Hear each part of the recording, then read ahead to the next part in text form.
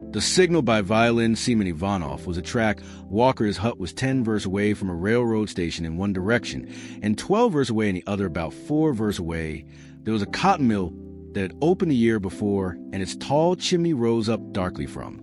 Behind the forest, the only dwellings around were the distant huts of the other track. Walker's Simon Vanna's health had been completely shattered 9 years before it served right through the war as the servant to an officer of the sun had roasted him the cold, frozen him, and hunger famished him on the forced marches of 40 and 50 versts a day in the heat and the cold and the rain, and the shine the bullets had whizzed about him. But thank God none had struck him. Simeon's regiment had at once been on the firing line for a whole week there, had been skirmishing with the Turks, only a deep ravine separating the two hostile armies, and from morning till eve there had been a steady crossfire. Thrice daily Seaman carried a steaming samar, and his officers' meals in the camp kitchen. To the ravine the bullets hummed about him and rattled viciously against the rock. Seaman was terrified and cried sometimes, but still he kept right on. The officers were pleased with him because he always had hot tea ready for them. He returned from the campaign with limbs unbroken, but crippled with rheumatism.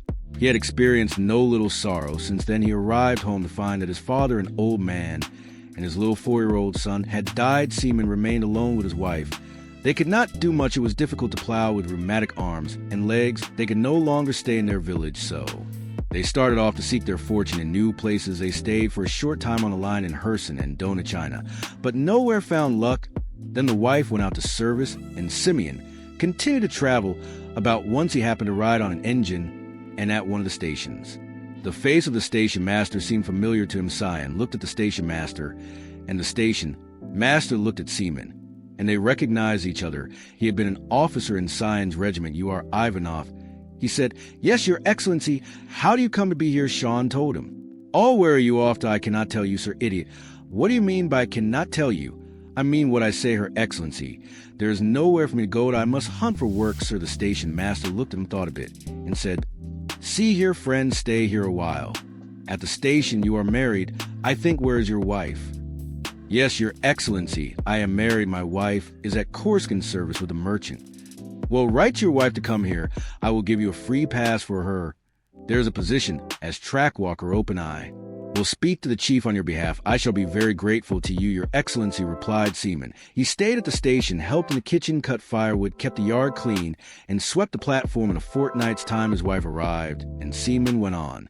A hand trolley to his hut. The hut was a new one and warm with as much wood as he wanted. There was a little vegetable garden, the legacy of former track walkers, and there was about half a dot in the plowed land on either side of the railway embankment. Seaman was rejoiced. He began to think of doing some farming, of purchasing a cow and a horse.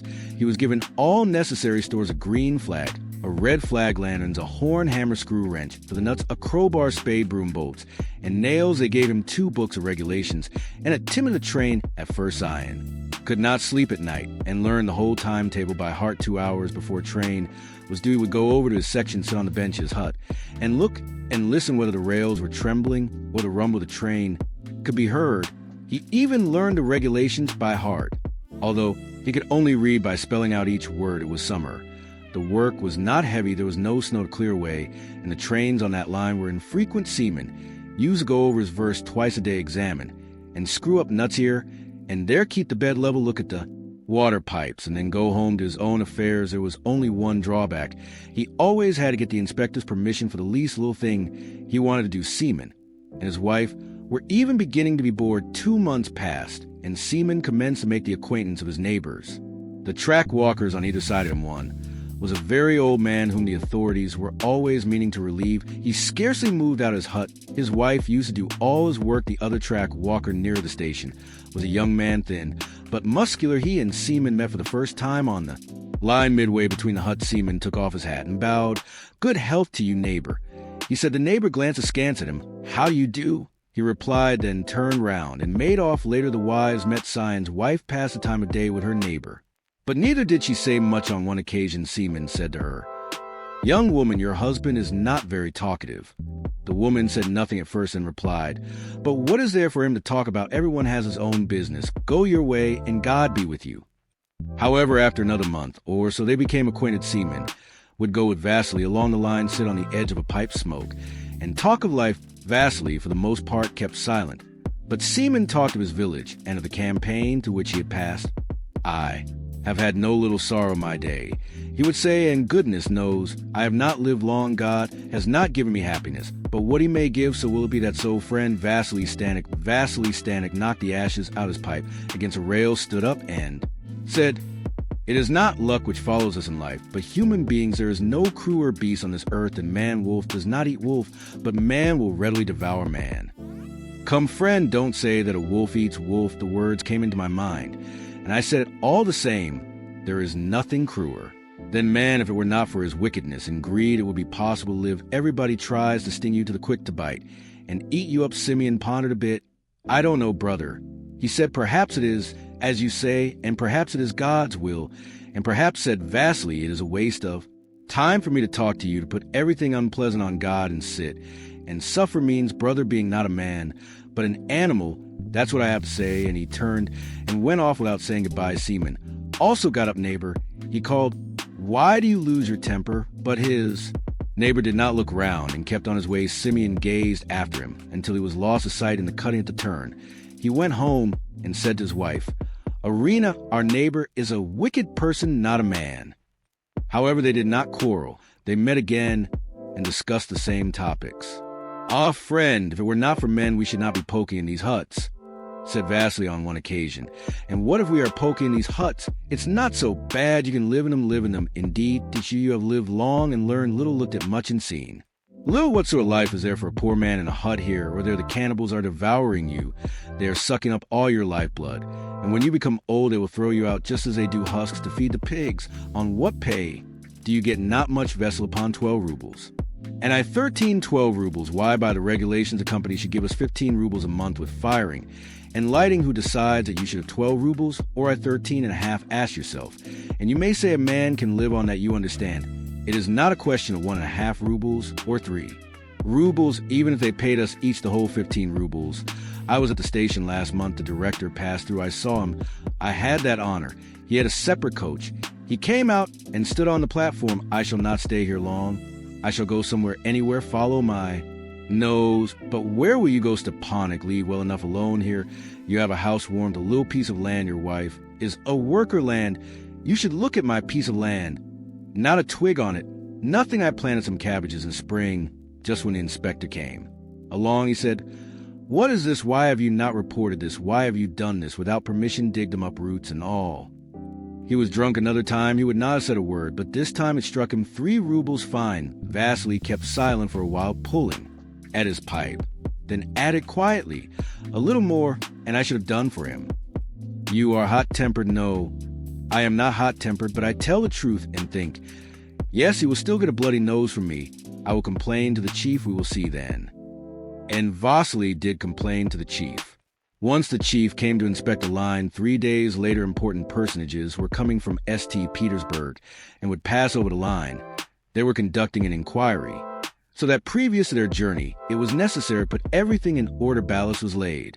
Down the bed was leveled. The sleepers carefully examined. Spikes driven in a bit nuts, screwed up posts painted, and orders given for yellow sand to be sprinkled at the level crossings. A woman at the neighboring hut, Turner, old man, out to weed seamen, worked for a whole week. He put everything in order, mended his caftan, cleaned and polished his brass plate until it fairly shone. Vasily also worked hard. The chief arrived on a trolley, 4 men working the handles and the levers, making the 6 wheels hum. The trolley traveled at 20 versts an hour, but the wheels squeaked. It reached Seaman's hut, and he ran out and reported in soldierly fashion, all appear to be in repair. Have you been here long? Inquired the chief. Since the 2nd of May, your excellency. All right, thank you. And who is at hut number 160 for the traffic inspector? He was traveling with the chief on the trolley. Replied Vasily Spiridov. Spiridov. Ah, is he the man against whom you made a note last year? He is. Well, we will see. Vasily Spiridov go on. The workmen laid the handles, and the trolley got underway. Simeon watched it and thought there will be trouble between them and my neighbor. About 2 hours later, he started on his round. He saw someone coming along the line from the cutting. Something white showed on his head. Seaman began to look more attentively. It was Vasily. He had a stick in his hand, a small bundle on his shoulder, and his cheek was bound up in a handkerchief. Where are you off to? cried Simeon. Vasily came quite close. He was very pale, white as chalk, and his eyes had a wild look, almost choking. He muttered a town of Moscow to the head office. You were going to. Complain, I suppose, give it up. Vasily stiffening. Forget it. No, mate, I will not forget it. It's too late, see? He struck me in the face, drew blood. So long as I live, I will not forget. I will not leave it like this, sighing, took his hand, give up Stapnik. I am giving you good advice. You will not better things. Better things, I know myself. I shan't better things. You were right about fate. It would be better for me not to do it, but one must stand up for the right. But tell me, how did it happen? How he examined? Everything got down from the trolley, looked into the hut. I knew beforehand that he would be strict, and so I put everything into proper order. He was just going when I made my complaint. He immediately cried out, "Here is a government inquiry coming, and you make a complaint about a vegetable garden. Here are privy councillors coming, and you annoy me with cabbages."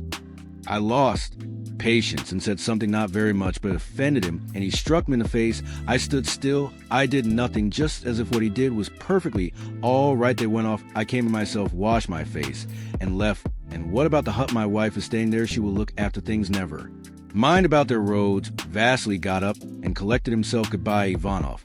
I do not know whether I shall get anyone at the office to listen to me. Surely you are not going to walk at the station. I will try to get on a freight train, and tomorrow I shall be in Moscow. The neighbors bade each other farewell. Vasily was absent for some time. His wife worked for him night and day. She never slept and wore herself out waiting for her husband. On the third day, the commission arrived in engine luggage van and 2 first-class saloons, but Vasily was still away. Seaman saw his wife on the 4th day. Her face was swollen from crying and her eyes were red. "Has your husband returned?" he asked, but the woman only made a gesture with her hands, and without saying a word went her way. Seaman had learned when still a lad to make flutes out of a kind of reed he used to burn out the heart of the stock, make holes where necessary, drill them, fix a mouthpiece at one end, and tune them so well that it was possible to play almost any air upon them. He made a number of them in his spare time, and sent them by his friends amongst the freight brakemen to the bazaar in the town. He got 2 kopecks apiece for them on the day. Following the visit of the commission, he left his wife at home to meet the 6 o'clock train and started off to the forest to cut some sticks. He went to the end of his section. At this point, the line made a sharp turn, descended from the embankment, and struck into the wood at the foot of the mountain about half a verst away. There was a big marsh around, which splendid reeds for his flutes grew. He cut a whole bundle of stalks and started back home. The sun was already drooping low and in the dead stillness. Only the twittering of the birds was audible and the crackle of the deadwood under his feet. As he walked along rapidly, he fancied he heard a clang of iron striking iron, and he redoubled his pace. There was no repair going on in his section. What did it mean? He emerged from the woods. A railway embankment stood high before him.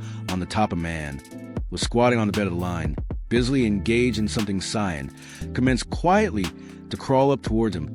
He thought it was someone after the nuts which secured the rails. He watched, and the man got up holding a crowbar in his hand. He had loosened a rail so that it would move to one side. A mist swam before Simeon's eyes. He wanted to cry out, but could not. It was Vasily. Seaman scrambled up the bank as Vosai with crowbar and wrench slid headlong. Down the other side, Vasily to panic.